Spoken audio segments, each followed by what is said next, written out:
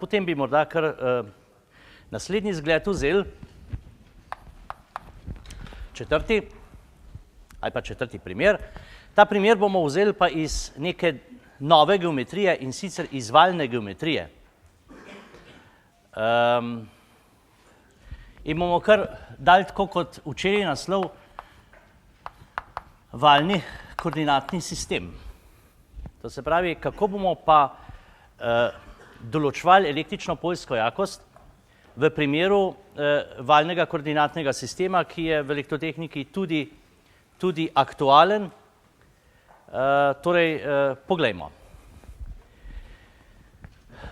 Spet izhajamo iz tistega, kar smo včeraj pridobili, da je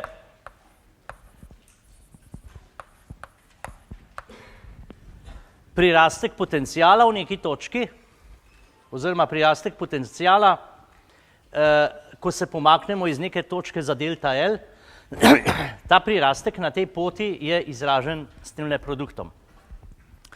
No in zdaj za valjni koordinatni sistem, če smo rekli kartezični x, y, z, potem bi bil valjni koordinatni sistem kaj? To še vedno z os in če sem tule v neki točki, je to radialna smer, stran od osi, potem pa še pomik v smeri kota φ, to je pa v smeri priraščanja φ, ki ga štejemo od pozitivne x osi proti y in tako naprej. To se pravi, imamo pomik navzgor, radialni pomik, pa še pomik v smeri kota φ. Ta pomik je pa pravzaprav lok na krožnici z radijem ρ. In ta lok, njegova dolžina, se izraža z radijem in kotom tega šila, ki vodi proti osi. No, kar začnimo. Torej, prvič bi rekli, da je delta L pomik v smeri radija, to se pravi, da se mi iz te točke pomaknemo v radialni smeri za nek milimeter, mikron. Električno polje v valjnem koordinatnem sistemu ima seveda komponente E, ρ, E, φ, E, Z. Se pravi, na mestu x in y imamo komponenti ρ in φ. To se pravi, jaz v teh posameznih koordinatnih sistemih lahko nek vektor predstavim kot trojko komponent tistega koordinatnega sistema. No, in seveda skalarno množenje nam v nadaljevanju da kaj? Da je prirastek potenciala enak minus E ρ delta ρ. Skalarno množenje teh dveh strme noter, dobimo tole. In seveda, ko delamo kvocient, E ρ je pa potem minus delta V z delta ρ, še limita, in dobimo, da je E ρ enako minus odvod potenciala po radiju.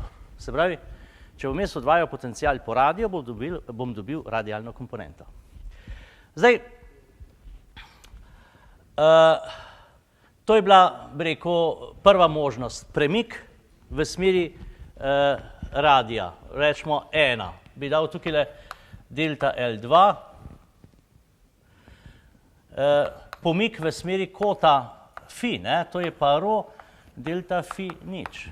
To se pravi, jaz se v neki točki, če tam leze os, in si narišem krog z radijem ρ, je premik v smeri priraščanja kota, pravzaprav dolžina loka na krožnici z radijem ρ. Dolžina loka je pa radij krat kot. Se pravi, če v tem primeru zapišem prirastek potenciala, je to enako minus, takrat ta je nič, takrat ta nam nekaj da, takrat ta je spet nič. To se pravi, pride minus E φ ρ delta φ. No, seveda, E φ bi iz tu ven bil približno, minus seveda delta V z ρ delta φ. No, v limiti bi pa pisali zadevo takole.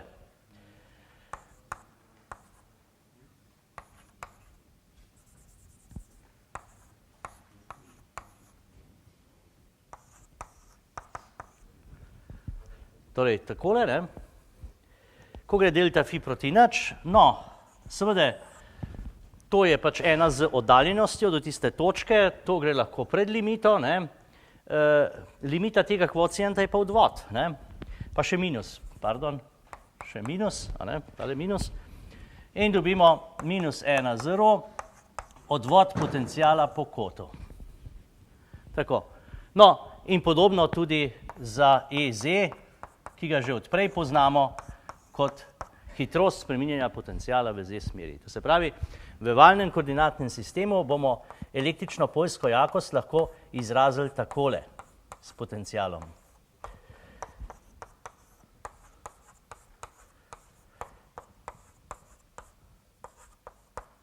Torej, s takimi odvodi bomo lahko izrazili vektor poljske jakosti. No, in bi tudi tule naredili en tak zgled.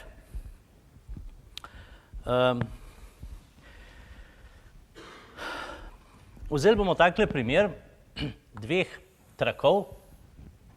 To si lahko mislite kot dve mikrotrakasti liniji, ne, kot dva tanka trakova. Take trakove, ki jih srečujete tudi nad kakšnih tiskanih vezjih in tako naprej. A ne? Torej, takole, ena rahla špranja med njima. Lahko še takole označimo, da bo mogoče zadeva bolj akcentirana. To se pravi, v bližini dveh vzporednih trakov, to sta dve, rečemo, torej dva prevodna trakova, ne,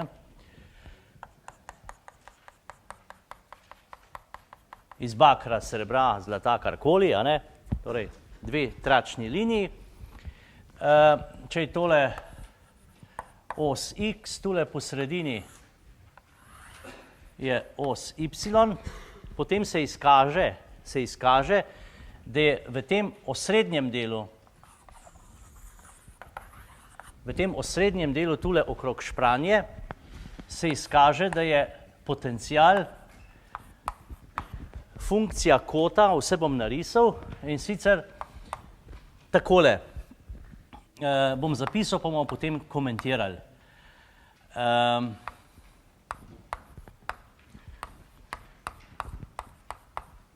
Takole. Kar zapišite, potem bomo pa... Torej, mislim, da bomo ukvarjali s tem, kako do tega izraza pridemo, ker tukaj je, bi rekel, malo bolj zahtevna zgodba zadaj, s tem vas ne bi želel obremenjevati. Je pa, bi rekel, bližina dveh trakov aktualna in bomo to aktualnost navezali na tole formulo, ki jo imamo tule. Da si spet morda malo razširimo, bi rekel, nabor primerov našega električnega polja, ne. No,